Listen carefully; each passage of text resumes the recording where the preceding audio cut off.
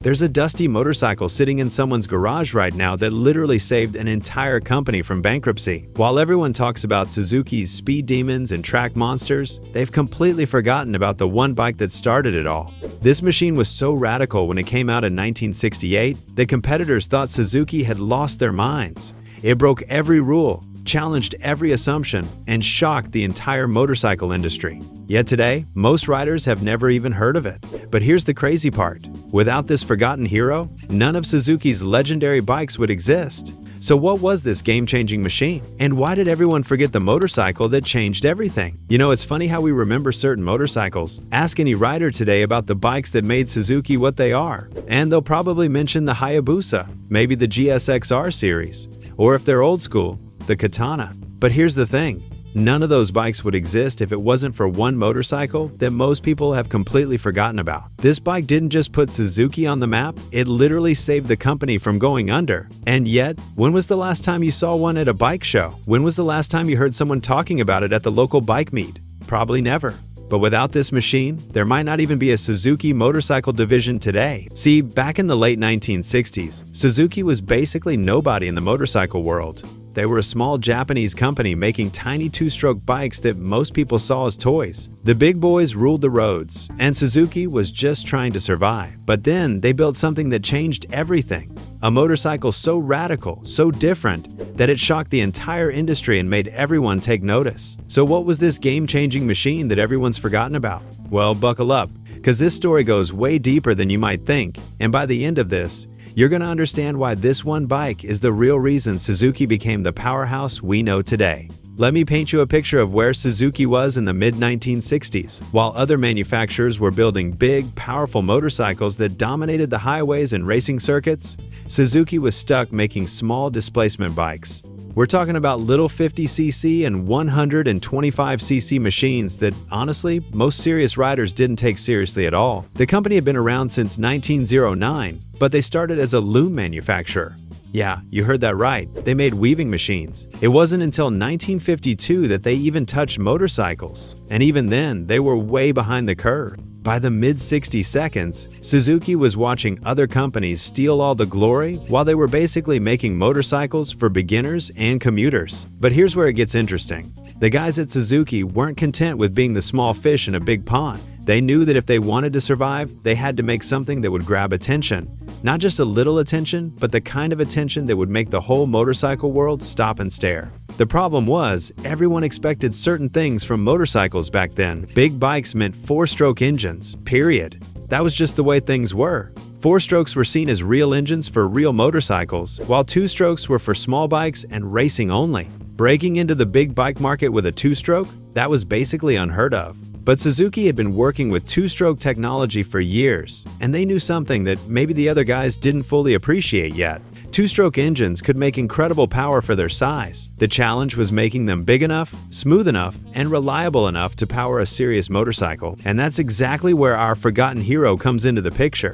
In 1968, Suzuki dropped a bomb on the motorcycle world with the T500. Now, I know what you're thinking. T500 doesn't sound very exciting, does it? But trust me, this bike was anything but boring. This machine was Suzuki's first real attempt at building a big displacement motorcycle, and they didn't just dip their toe in the water, they jumped in head first. The T500 packed a 492cc two-stroke twin engine that produced about 47 horsepower.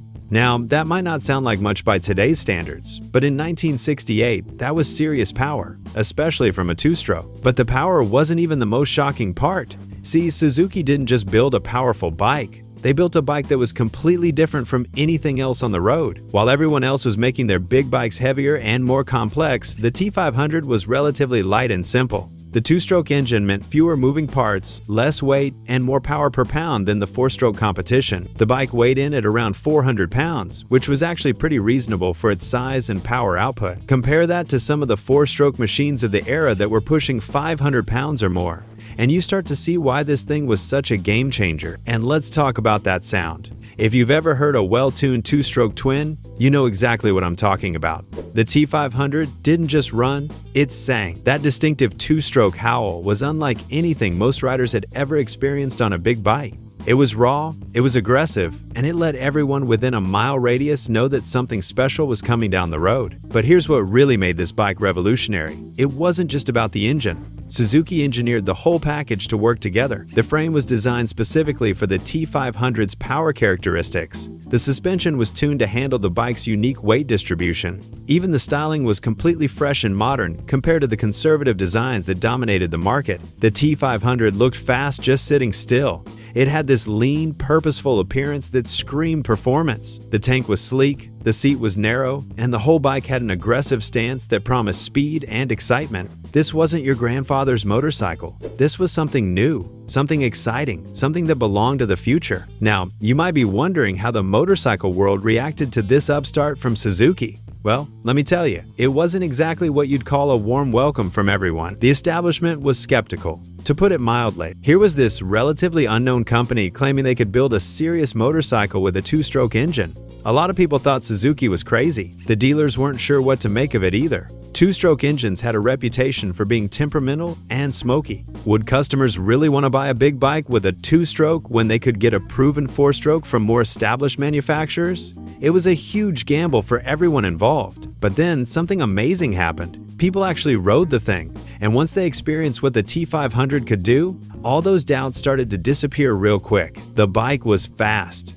seriously fast. That 47 horsepower might not sound like much today, but remember, this was 1968. Most cars on the road weren't making much more power than that. And here was a motorcycle that weighed less than 400 pounds delivering that kind of punch. The power-to-weight ratio was incredible for its time. But it wasn't just about straight-line speed. The T500 was surprisingly versatile. It could cruise comfortably on the highway, carve through twisty roads with confidence, and even hold its own at the drag strip.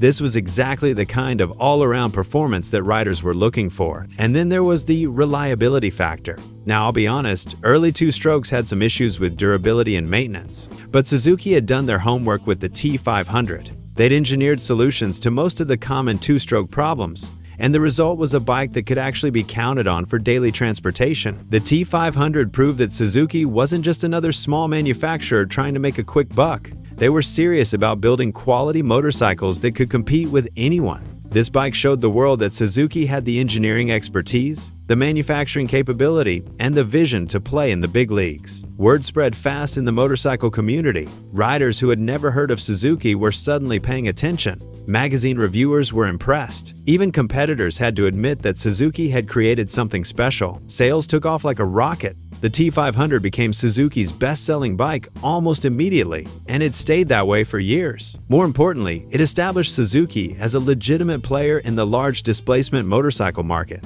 Suddenly, when people talked about serious motorcycle manufacturers, Suzuki's name was part of the conversation. The success of the T500 gave Suzuki the confidence and resources to develop even more ambitious projects. It proved that their engineering approach could work, that there was a market for their innovations, and that they could build bikes that people actually wanted to buy and ride. But perhaps most importantly, the T500 established Suzuki's reputation for doing things differently. While other manufacturers were content to follow conventional wisdom, Suzuki showed they were willing to take risks, to challenge assumptions, and to create motorcycles that pushed boundaries. This reputation for innovation would become Suzuki's calling card for decades to come. Every groundbreaking bike they built after the T500, from the water-cooled Triple to the revolutionary GSX-R series to the aerodynamic Hayabusa, can trace its DNA back to the bold engineering choices that Suzuki made with this forgotten machine. The T500 also proved something else that was crucial for Suzuki's future success.